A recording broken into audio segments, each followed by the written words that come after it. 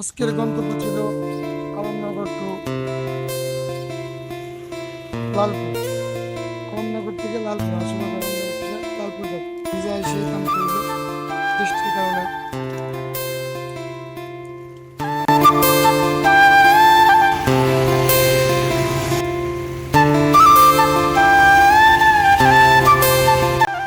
আজকে বেরিয়েছিলাম মার্কেটে, বৃষ্টির কারণে এখন পর্যন্ত মার্কেটে যেতে পারিনি।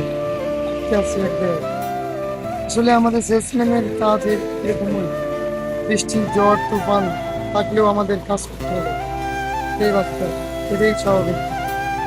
অফিসাররা তো আর বৃষ্টি তুফান দেখে না, তারা আমাদেরকে বৃষ্টি তুফান থাকলেও কাজ করতে হবে।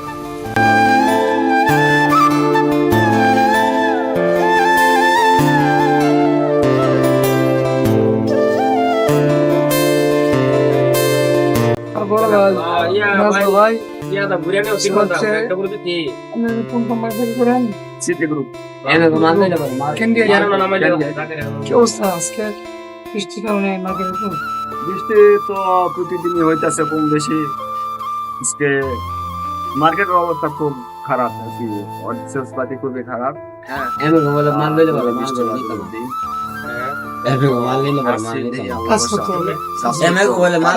কাজের লোক সেসের লোক যারা বৃষ্টি দেওয়ার কথা দেখেন না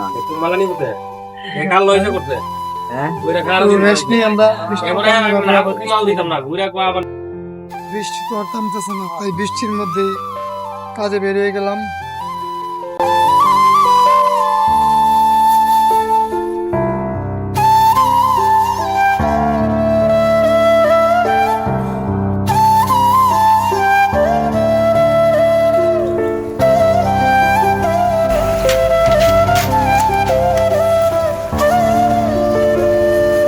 রাস্তার অবস্থাটা দেখেন একবার, কি একটা অবস্থা।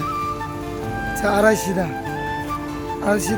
মূলত আশুগঞ্জে আপনাদের ধানের মিল হয় বেশি, প্রচুর বড় বড় ট্রাক আসে, তো এই কারণে রাস্তাঘাট সহজে ভেঙে যায়।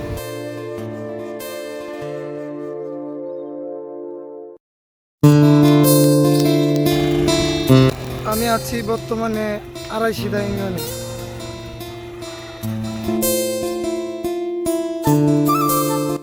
দেখেন আড়াইশিদায় রাস্তাঘাট একদম পানিতে ভরে গেছে।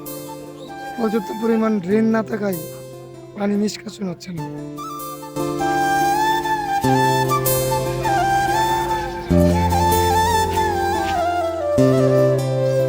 চলতে চলতে চলে এলাম আড়াইশিদা বড় বাড়ি। আড়াইশিদা বড় বাড়ি থেকে এখন যাবো আড়াইশিদা কফি হাউস মোড়।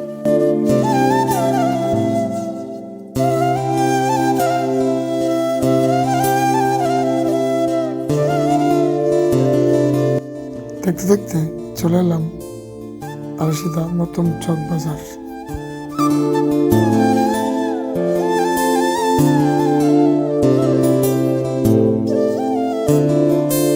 এটা হচ্ছে আলগাবাড়ি মোড়, আলগাবাড়ি বাজার। এখানে 3-4টা দোকান আছে মাত্র। আলগাবাড়ি থেকে বেরিয়ে আমরা চললাম বাজার চত্বরা রোড।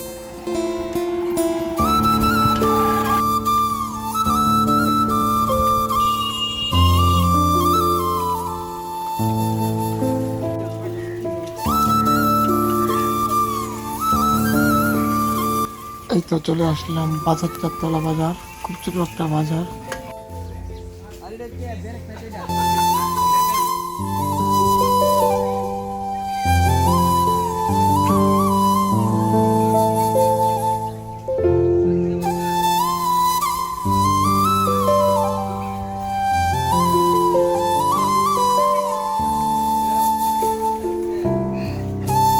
কাজ করতে করতে বাজার থেকে ছোটখাটো বাজার, এই বাজারে একটু বসলাম।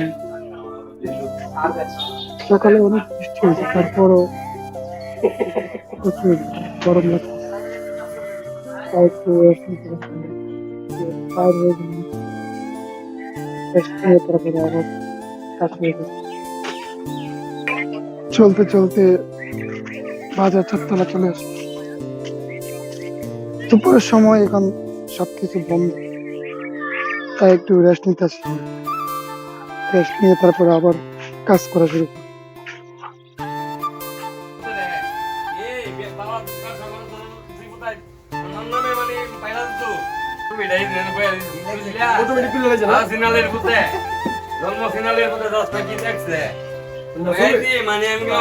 আমি আছি বাজার ছাত্র, বাবার খুর আরে না রেস্ট নিতেছি। বাবার খুর বাবা খুর বাবা ফুট লেগছে না বাবা খুর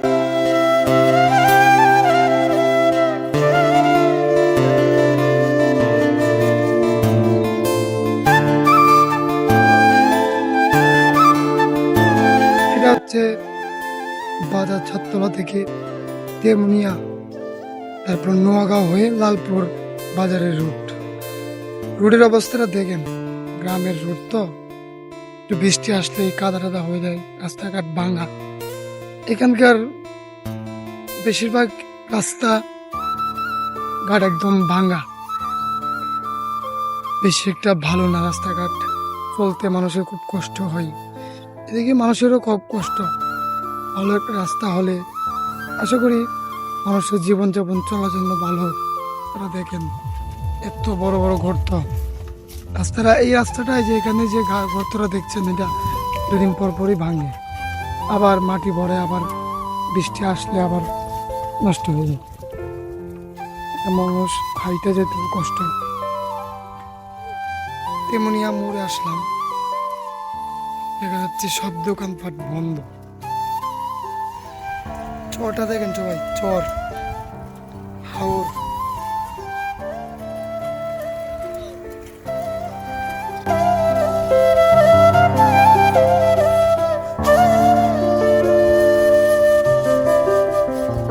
চলতে চলতে চলে এলাম নোয়াগাঁও। এটা লালপুর ইউনিয়নের একটা গ্রাম। এই গ্রামটাও অন্তত মোটামুটি বড় একটা গ্রাম হয়, তবে এখানকার রাস্তাঘাটের অবস্থা একদম ভালো না। রাস্তাঘাটে পানি জমে।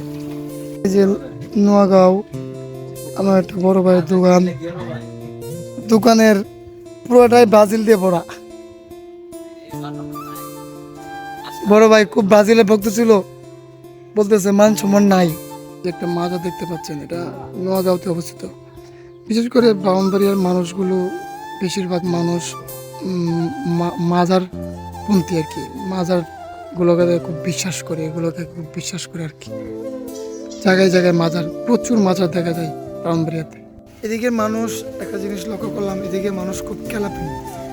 রাস্তার মধ্যে ব্যানার লাগালো, আর্জেন্টিনা ব্রাজিল এগুলোর ব্যানার লাগিয়ে রাখলো আর কি।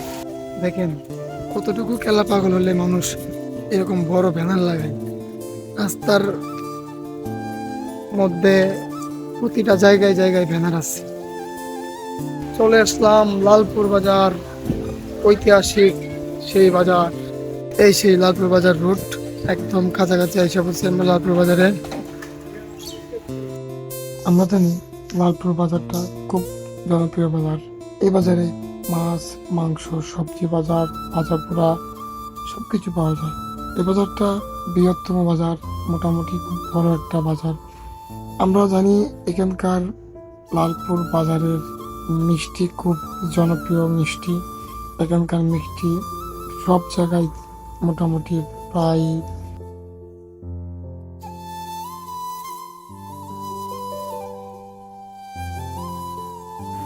তারপর গেলাম লঞ্চঘাট। লঞ্চঘাট গিয়ে দেখলাম যাত্রা গান হচ্ছে।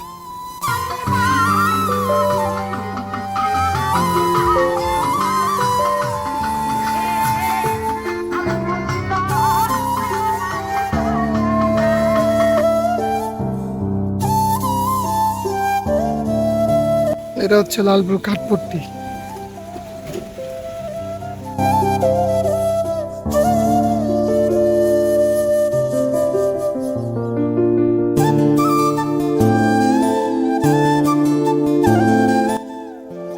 চলতে চলতে চলে আসলাম লালপুর পশ্চিম পাড়া। সেখানে ভিতরে একটা দোকান আছে, ওই জায়গায় আমরা যাবো এখন।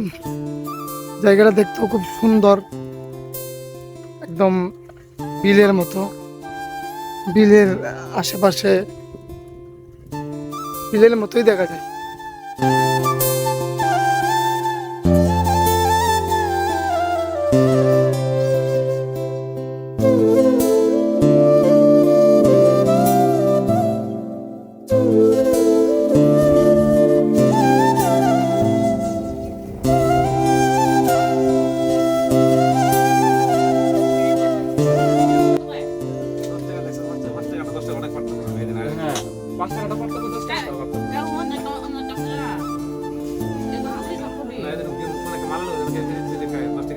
এটা কেক দিলাম মনে ভাই ভালো নাই আমরা কেক দাম বেশি ভাই দাম বেশি না এটা